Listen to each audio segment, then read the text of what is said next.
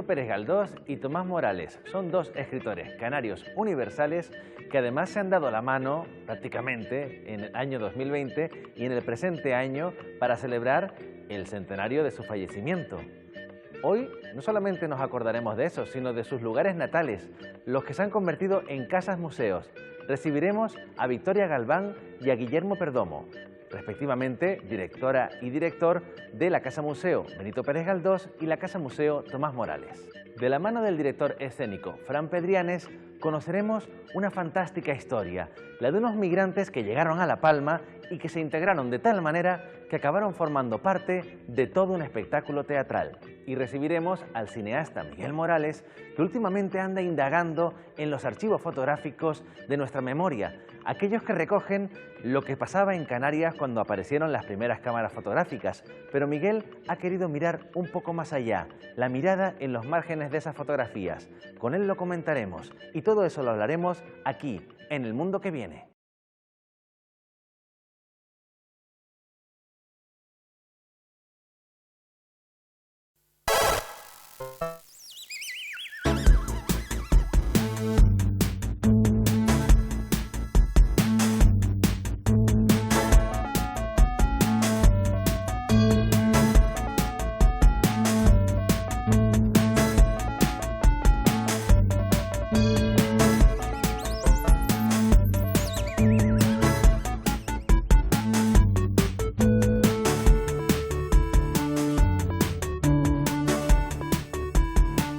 El programa de hoy nos acerca a una serie de proyectos muy especiales. Proyectos que nos enseñan aspectos de nuestro pasado, de quiénes fuimos y de nuestra relación con los que nos rodean. Por un lado, La mirada pasajera, capitaneada por el cineasta Miguel Morales. Un proyecto que bucea en el archivo histórico para buscar las primeras miradas fotográficas que se depositaron sobre las islas y dar por primera vez el protagonismo a aquellos isleños que quedaban al margen de la foto. También nos sobrecoge especialmente la experiencia teatral Touki-Pi, El viaje, que hoy nos presenta su director, Fran Pedrianes. Se trata de una obra basada en hechos demasiado reales e interpretada por sus propios protagonistas, los migrantes de una patera a la deriva que apareció milagrosamente en la costa equivocada. Y tendremos un hueco para conocer los mecanismos de las casas museo, con la visita de Victoria Galván, directora de la Casa Museo Pérez Galdós, y Guillermo Perdomo, director de la Casa Museo Tomás Morales. Es hora de conversar, hora de adentrarnos en el mundo que viene. Que faire alors pour tuer le temps qui s'éternise, demanda Odile. Franz avait lu dans François qu'un Américain avait mis 9 minutes 45 secondes pour visiter le musée du Louvre. Ils décidèrent de faire mieux.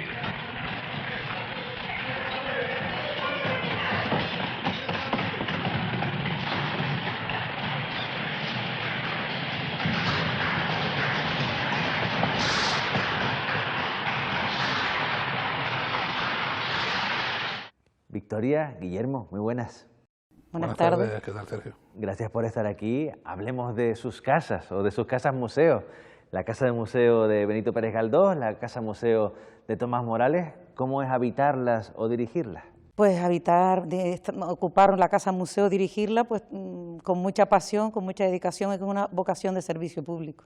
Evidentemente, llevar una casa museo es ponerle mucha dedicación y mucha imaginación también, ¿no? Creo que estamos dirigiendo las casas museos intentando dar una respuesta a lo que nos demanda la sociedad dentro del territorio cultural que estamos dirigiendo, ¿no?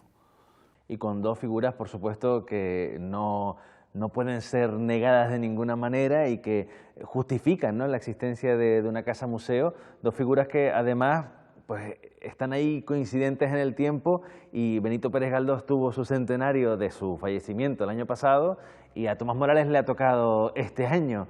No sé, Victoria, si quieres echarle un cabo a Guillermo, que le toca este año, con consejos centenarios, ¿no? ¿Cómo elevar la figura de un autor que cumple 100 años de su fallecimiento? Bueno, yo encantada, cuenta, como él sabe, muy bien con mi apoyo y en lo que yo pueda ayudarle, pero él tiene muchas ideas, o sea que no creo que necesite mi ayuda.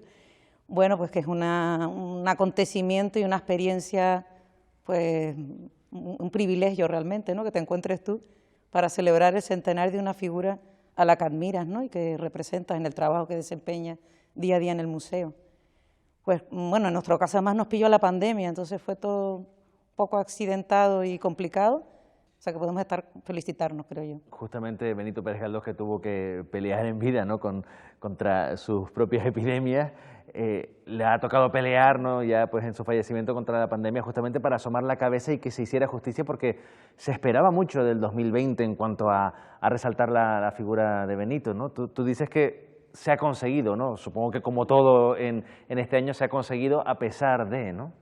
Bueno, cuando te digo que se ha conseguido es que como cuando arranca el año, que empezamos con un 4 de enero apoteósico, que nunca tanta gente visitó la Casa Museo, o sea, fue apoteósico, también hubo actos por la ciudad, organizados por el ayuntamiento. Cuando viene la pandemia y el confinamiento, pues te viene un poco la frustración, y yo hablo desde esa perspectiva. Una vez pasa el confinamiento, vemos que la cosa se retoma, también se hicieron muchas cosas online, también se pudo trabajar en publicaciones, bueno, cuando las imprentas podían trabajar, es decir, que la frustración y la preocupación inicial, en mi caso, pues se vio superada con creces, pero porque partíamos de ese chasco de repente se paró todo.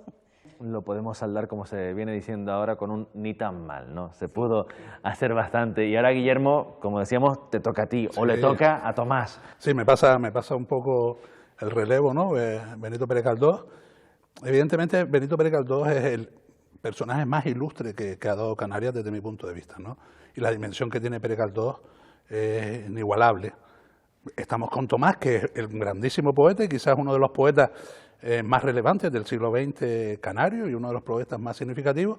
Creo que son dos dimensiones distintas. Nuestro centenario quizás irá a cimentar la figura de Tomás Morales dentro de su propio territorio, ¿no? Que no haya un niño escolar que deje de conocer a Tomás Morales y su significación literaria, y después que la sociedad canaria se sienta orgullosa de tener un personaje de la dimensión de Tomás Morales, ¿no? Y Victoria, con Benito, como decimos, en ese otro punto, en esa gran atalaya, ¿no?, en la que sin duda está. ¿Qué hacemos para afianzarlo más en Canarias? Supongo que mencionaba antes Guillermo a los escolares, por ahí también hay que empezar, es decir, que no haya generación canaria que no pase por una relación directa con el universo de Benito Pérez Galdós, ¿no? Sí, en efecto, los museos cuentan con unos departamentos pedagógicos que ofrecen a todos los centros escolares, todos los niveles, desde primaria a bachillerato, pues una oferta de actividades para atraer a los alumnos a la figura, en este caso de Galdós, también de Tomás Morales. ¿Con esto es suficiente? La pregunta que nos hacemos, ¿es suficiente? Pues no, porque es que pues, la gente pues, se dedica a otras cosas y es normal que, aunque yo no lo comparto al 100%, pero eso es mi gusto personal, que el público, que en general todo el mundo tiende más a leer la literatura contemporánea, lógico, ¿no? En el caso de Benito Pérez Galdós tenemos que convencer de que su obra es muy actual. Tenemos que seguir trabajando, y no solamente las casas museos, sino centros escolares, estudiosos y demás, para que Galdós sea conocido para los nuevos públicos, sobre todo para los nuevos lectores. Mencionabas antes, Guillermo, lo de las diferencias, los puntos de partida. La localización lo ponemos también ahí entre los hándicaps. Son diferencias que marcan las casas museos, ¿no? La de Benito Pérez Galdós está en la capital y a Tomás Morales le dio por nacer en Moya, o sea, en la cumbre.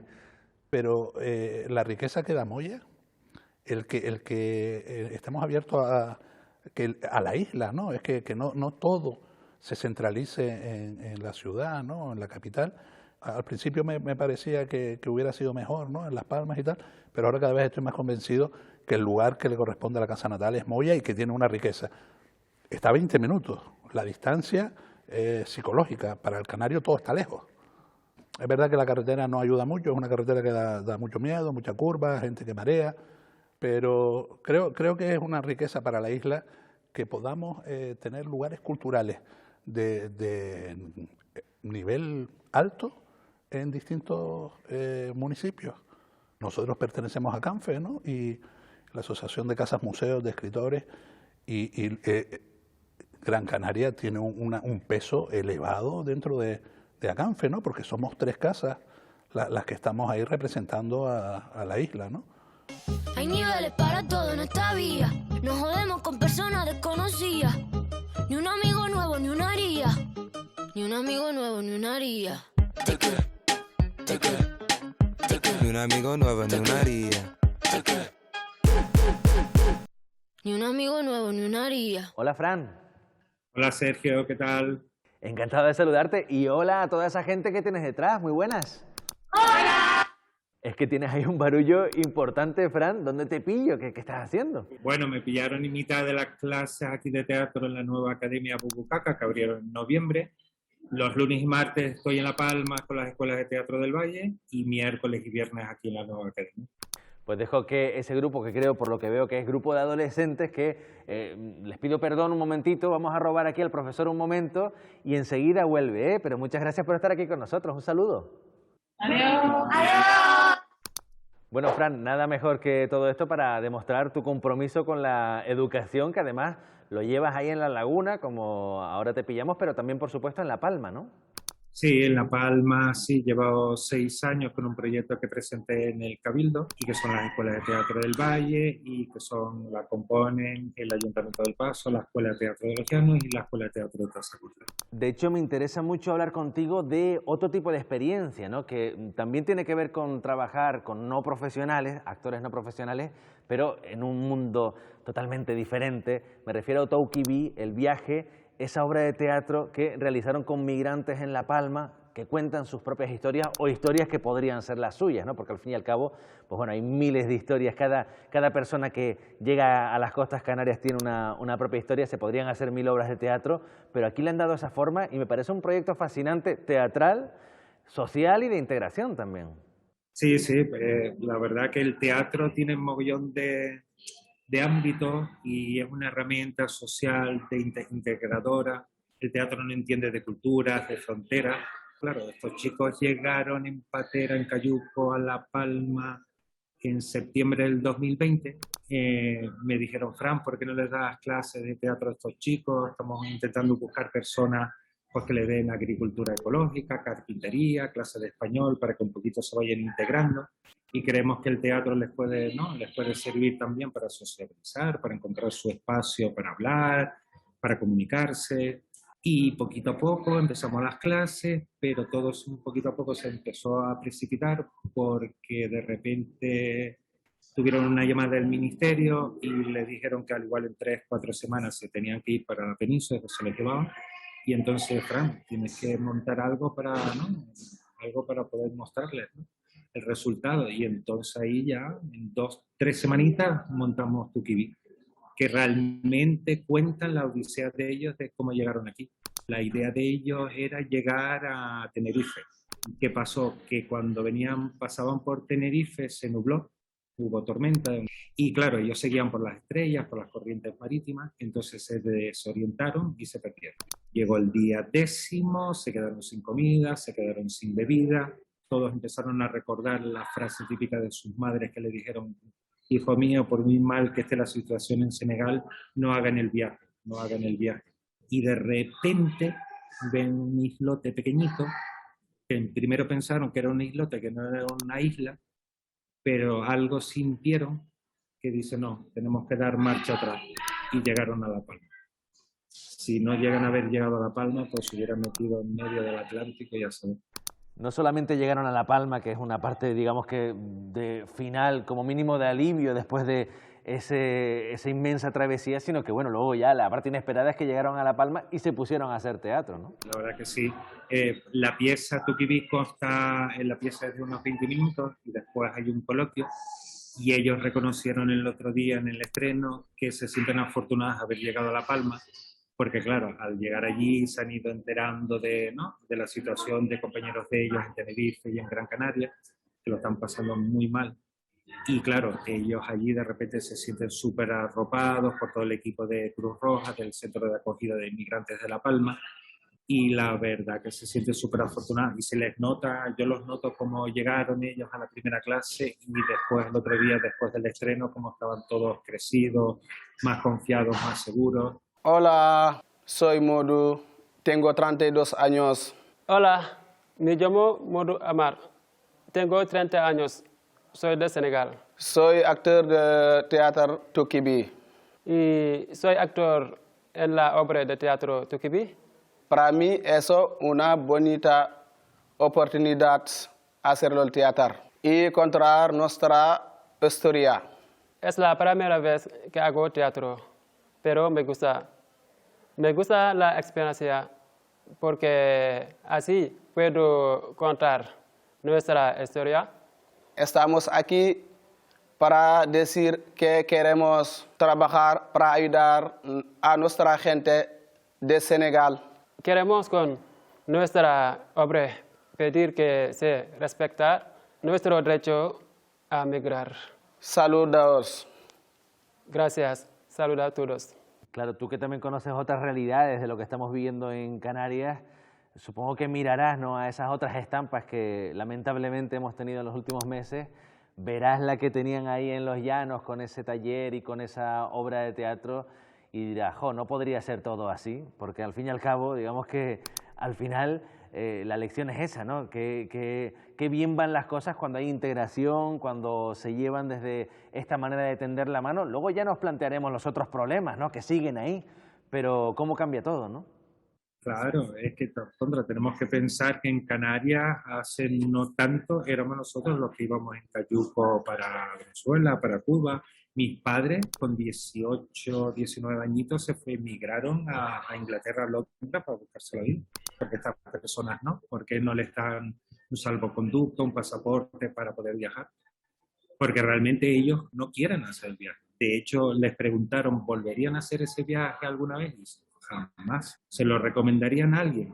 A nadie. Te lo pregunto a ti, aunque la pregunta tiene connotaciones diferentes. ¿Volverías a hacer este viaje? Es decir, ¿podríamos hacer tantos toukibís como pequeñas historias nos vayamos encontrando en las costas de nuestras islas? Sí, sí, sí. Sin duda alguna lo volvería a repetir. De hecho, estamos ya ahí... Ideando, maquinando. Sí, crear un proyecto así, traerlo a Tenerife y Gran Canaria. Fran, pues muchísimas gracias por acercarnos esa idea, ese proyecto, acercarnos también un poquito, de verdad, de la buena, el teatro entre nuestros jóvenes también. Te dejo volver a clase y nos vemos en la próxima. Muchas gracias. Nada, gracias a ustedes por hacer eco y hacer visible el proyecto y la situación que están pasando todos estos migrantes.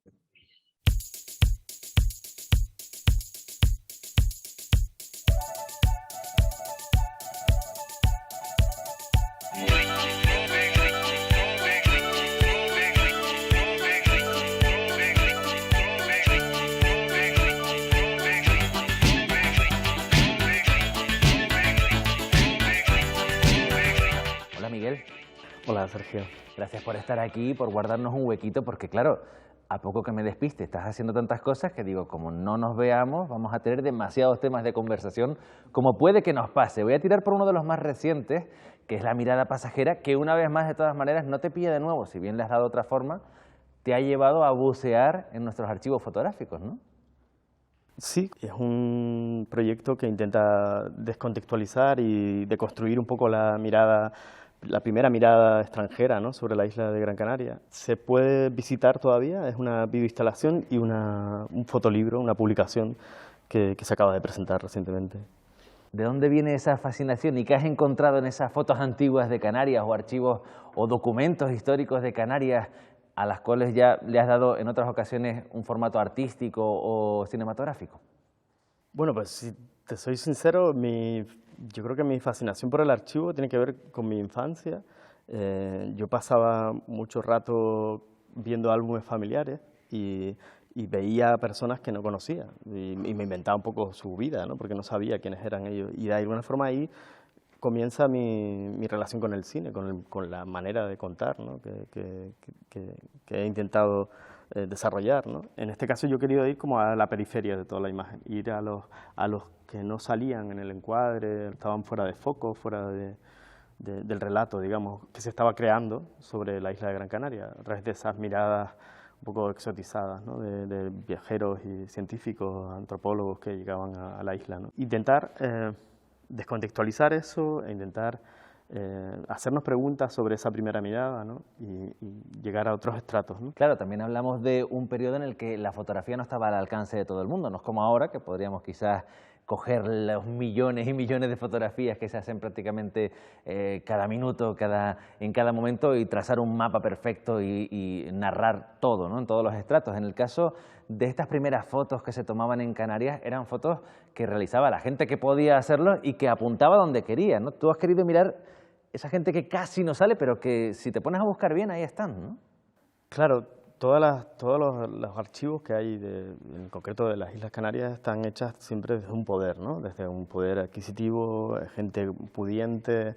Entonces yo he querido como descontextualizar eso, ir y mirar hacia las personas que ni siquiera eran conscientes del hecho fotográfico, no sabían qué significaba el hecho en sí de una fotografía, ¿no? El ser retratado. El arco cronológico que trabajamos es 1850 a 1950. Y hay un archivo maravilloso, y es importantísimo decir esto, ¿no? Que hay que cuidar en los archivos. Y en Canarias deberíamos tener conciencia de eso, ¿no? De que el archivo se tiene que cuidar y que se tiene que poner en valor y ser accesible.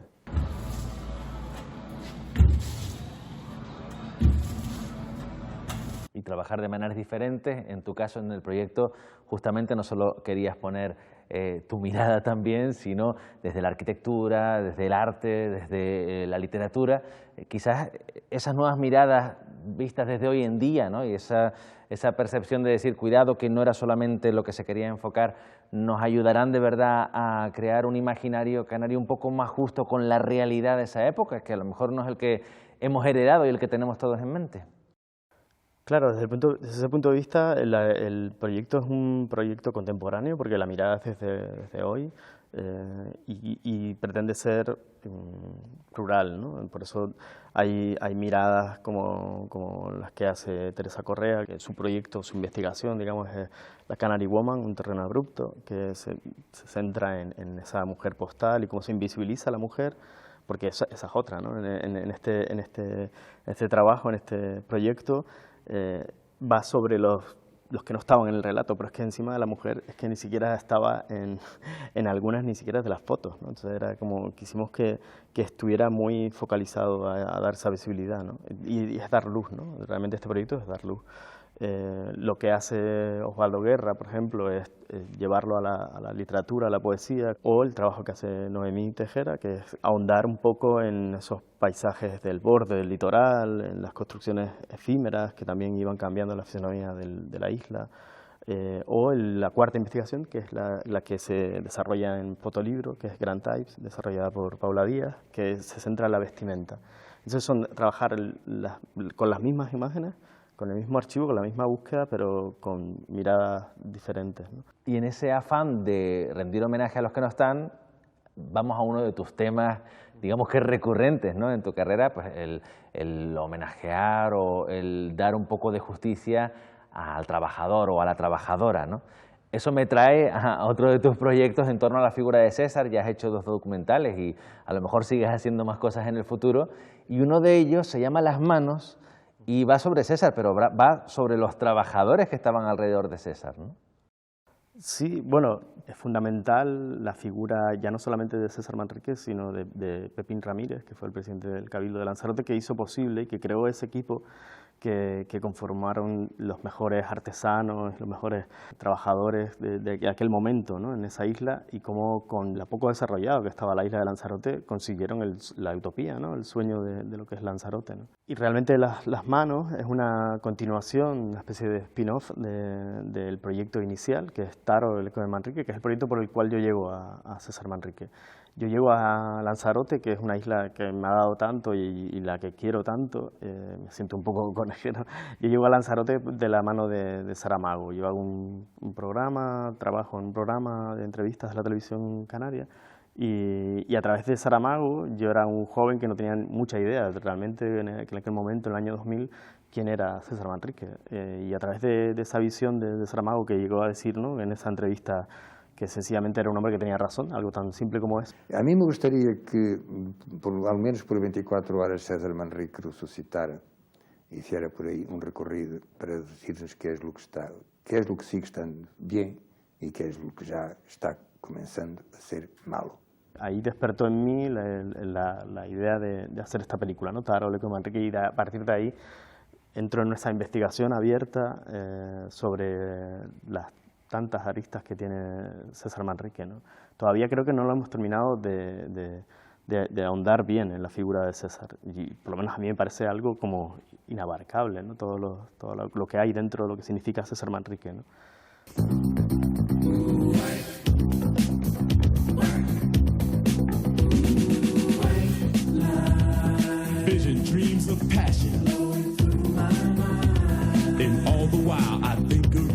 Repetimos que estamos hablando de figuras indiscutibles, ¿no? Tomás Morales y Benito Pérez Galdós, pero ¿cuándo conviene dar el paso hacia una casa-museo? Es decir, ¿todo artista que tenga una cierta relevancia merece una casa-museo? Porque estamos hablando de entidades que luego, por supuesto, la manera de llevarlas es un reto, y no sé si todo soporta ser convertido en casa-museo, ¿no?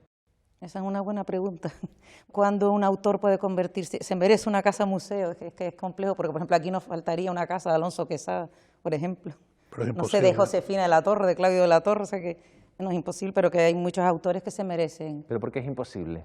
En el caso de Alonso Quesada, que es un personaje que merecería, lo que quedó de él ya es muy poco, ¿no? Nosotros arriba en Moya intentamos dar cabida a todo lo que podamos conseguir de Alonso Quesada para que tenga, junto con Tomás, tenga allí su espacio, pero vivió en casas de alquiler, no en casas de propiedad, tuvo muchas casas, no quedó mucho de su patrimonio literario, de su biblioteca, ¿vale? Sería muy difícil, aunque es meritorio, ¿no? Es un personaje meritorio. Nos queda crear una casa literaria del periodo de la vanguardia, que es un periodo riquísimo en Canarias y que tendría muchísimo juego.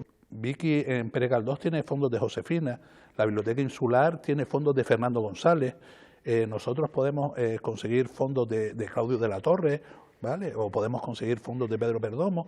Yo creo que es el eslabón que nos falta, es darle continuidad, porque hemos parado como si ya no debiéramos seguir creando. Es porque yo creo que nos hemos ido a la inmediatez, no estamos pensando que dentro de 15, 20 años ese espacio hubiera sido necesario crearlo ahora. ¿Y qué deberían ofrecer o qué ofrecen las casas museos, pensando en lo que ustedes manejan, ¿no? Se tiene que crear una escenificación, ¿no? Una especie de entrada en un mundo mágico de que quien entra dice estoy entrando en la casa de Benito, en la casa de Tomás, porque no siempre se tiene el material para hacer eso. ¿Dónde también entra el mundo de falsear un poco la experiencia o del rigor de que con lo que se tiene eso es lo que se muestra? Bueno, primero que tenemos que colocarnos en el punto de partida, con qué materiales contamos, porque se montan casas museos donde no hay ningún elemento original, sobre todo cuando nos retrotraemos en el tiempo. No sé, la casa de Cervantes de Alcalá de Henares, que es la más visitada del país, desde luego, como casa museo, por lo que significa Cervantes, pero no hay ningún objeto cervantino. O Lope de Vega sí es la casa, el inmueble, pero nada más, ¿no? Entonces, en el caso del que estamos hablando, Pérez Galdós, es que hubo una conservación de todos los objetos, objetos personales, fotografías, manuscritos. No es que Pérez Galdós se muriera pensando que iba a tener una casa museo, pero sí hubo esa voluntad por parte de su familia que preservaron todo ese material. Una vez tenemos los objetos personales, después está el montaje. No hay ninguna casa de un particular, de un escritor, de un artista, que se cierre la vida privada y al día siguiente habrá un museo. Hay que adaptarlo, realmente hay que recrear, aparte de acondicionar la instalación para adaptarse a la legislación, ¿no? Como edificio de uso público. Y luego está el montaje que el visitante se encuentra, en el que, por supuesto, tiene que ser producto de una disposición. En el caso de Pérez Galdós, los muebles vinieron de su casa de Santander, que en principio iba a convertirse en la casa natal, pero la cosa fracasó cuando entramos en julio del 36. Y luego ya el Cabildo se puso en contacto con la hija, y bueno, pues lo que se trajo fue todo el mobiliario. Entonces imagínense, el inmueble donde él nació, en 1843, y se trata de colocar los muebles que él compró para otras casas. Luego y ahí tiene que haber un diseño, un proyecto, ¿verdad? Todo depende cómo cuentes la historia cuando viene el visitante. Pero el hecho de que tú te encuentres con objetos originales, aunque no estamos en la época del valor del original, sino todo lo contrario, yo creo que eso aporta un plus importante. O sea que tienen que combinar todos esos elementos. Y en el caso de Tomás, Guillermo, ¿con qué contaban de él para hacer lo que se puede ver ahora en la casa? Bien, en principio tenían la casa fue adaptada, cambiada y apareció pues ese salón de actos que necesitábamos, desaparecen elementos propios de una casa. No hay cocina, por ejemplo. Se hizo una balconada también, dándole mayor prestancia. La casa de Tomás se transformó en una casa, se quería también que fuera un espacio canario, ¿no? Muy al diseño de Santiago Santana. Después contábamos con muchos documentos personales de Tomás, contábamos con parte de su fondo bibliográfico. Hay una combinación, familias que han donado muebles de época, muebles que tienen que ver pues bien con la época de él o con el Art Nouveau, también se han ido colocando y diseñando un poco, pero ya la casa ha ido buscando otros espacios, ¿no? Se ha querido que Tomás no esté solo en su casa y se ha buscado hueco para Alonso Quesada y Saulo Torón, se ha buscado hueco para Hurtado de Mendoza, un compañero generacional, un artista increíble. Lo que queremos ahora y el proyecto en el que estamos trabajando es no solo en hacerlo un espacio modernista, ¿no? De documentación modernista general, sino transformarlo también, no cambiar una cosa por otra, pero sí que Tomás sea el paraguas de una casa de la poesía. Y con eso ampliamos todo nuestro recorrido desde Tomás Morales hasta el momento actual. Y eso nos da vigencia. No nos quedamos anclados en el pasado, sino Tomás es la casa de la poesía. Cualquier poeta canario y no canario tiene allí su hogar, ¿no? Además, sin querer, lo convierte en algo contemporáneo, no condicionado por el mercado inmobiliario, pero Tomás Morales está compartiendo piso, ¿no? Como tanta gente hoy en día. Muchísimas gracias, Guillermo, Victoria, por acercarse hasta esta casa museo efímera del mundo que viene. Hasta la próxima. Pues muchísimas gracias, Sergio. Gracias por invitarnos.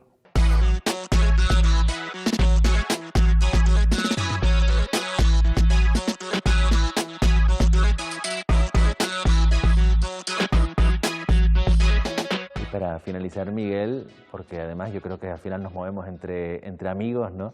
Y tú una cosa que siempre quieres hacer es rodearte de gente de diferentes campos. Una de esas personas que están satélites en torno a tu trabajo en este momento es Roy Galán, que siempre además nos regala sus pensamientos en forma del texto que cierra este programa, y andas metido con él en lo que puede ser el guión de un próximo largometraje, ¿no? Sí, realmente yo ahora mismo estoy en un momento bastante dulce de mi trabajo, porque estoy trabajando con gente que admiro y gente con la que me siento muy identificado. En el caso de Roy Galán, compartimos las mismas referencias visuales, cinematográficas. Lo que escribe Roy, tal y como escribe, es pura imagen. Y hace unos meses le planteé desarrollar un proyecto que tenía de hacía varios años. Este proyecto se llama Salvajes del Viento, y estamos terminando ahora mismo de escribir el guión junto a Verónica Franco, que también es la productora ejecutiva de la película, y con un equipo maravilloso en el que estamos disfrutando muchísimo del proceso. Vamos poco a poco, pero estamos muy felices solamente el hecho en sí de vivir el proceso. Yo lo decía el otro día, ¿no? En la presentación de La mirada pasajera, yo disfruto muchísimo de los procesos y siempre me muevo en códigos que tienen que ver con disfrutar del momento, de la vida, disfrutar de la emoción, de emocionarse. Entonces, para mí, pues el trabajar en proyectos como La mirada pasajera o Salvajes del Viento, ¿no? Que son los proyectos en los que ahora estoy inmerso, para mí es un verdadero placer porque disfruto cada momento. Pero si encima te rodeas, ¿no? De gente, ¿no? Como en este proyecto o como en Salvajes del Viento, es como, wow, vale mucho la pena. Pues Miguel, seguro que tú lo sabes, pero el disfrutar mientras se hace algo, luego al final hace que ese trabajo sea un disfrute también para quienes se encuentran con él. Así que muchas gracias por hacernos disfrutar, por emocionarnos, y seguiremos muy pendientes de dónde quieres depositar esa mirada. Muchas gracias. Gracias, Sergio.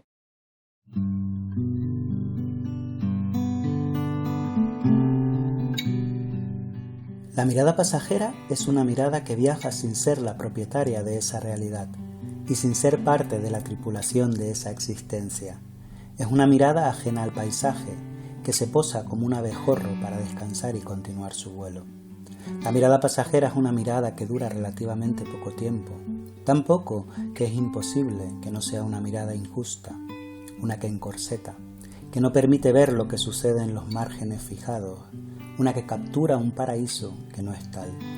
Nuestras islas están llenas de miradas pasajeras, de esas que se encargan de impedir el movimiento, de construir a un otro, a un aquel, a un lejano. que piden que ojalá se nos acabe la mirada constante, que ojalá pase algo que nos borre de pronto. Pero no, a pesar de todo, aquí seguimos para quien nos quiera mirar.